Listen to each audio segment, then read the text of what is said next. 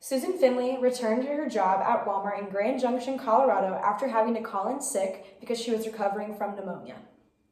The day she returned, the 53-year-old was laid off from her job. She had taken one day beyond what is permitted by Walmart's attendance policy.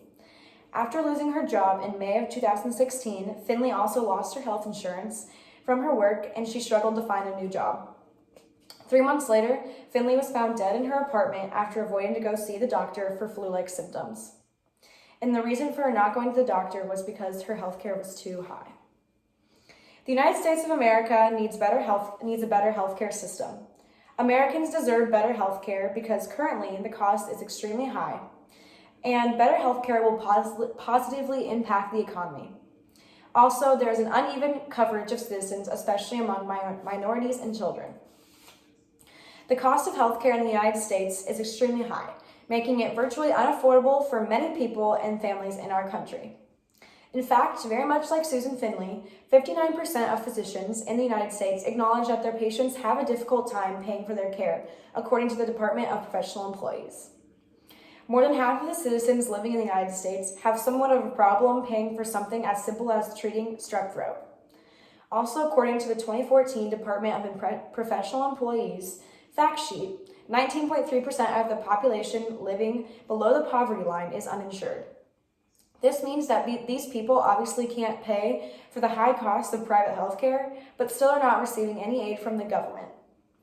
These percentages display the incredibly large number of uninsured and struggling Americans in the United States who do not have proper access to health care and insurance due to the price being too high. With an improved healthcare system, not only will the average American benefit from gaining access to care, but overall the economy of the United States will greatly improve. When the Obama administration was looking into majorly reforming the healthcare system, the Council of Economic Advisors completed an extensive analysis of the economic benefits of genuine healthcare reform.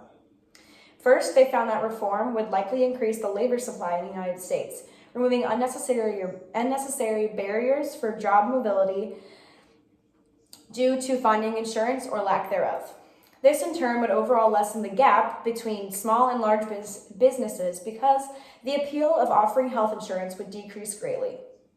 Another portion of the economy that will benefit from the healthcare reform would be the per capita spending on healthcare. According to Forbes, in 2018, the per capita healthcare spending in the United States was $10,586. For comparison, the United Kingdom spent $4,070. Our budget more than doubles the UK because of the high rate at which the government pays doctors, nurses, etc., as well as the high drug prices that increase this spending. By changing many of these privatization philosophies currently employed in the US government, the need for spending on healthcare would decrease overall in the United States. In the US, healthcare does exist, it does, but it just doesn't evenly cover everyone.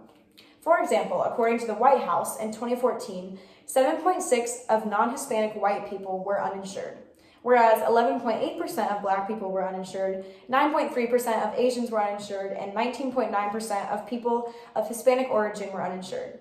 These numbers for minorities are much higher than the numbers for Caucasians. These numbers are considerably higher and unproportional to the rest of the country as well. With the improved healthcare, every citizen in America would have access to healthcare that they need equally.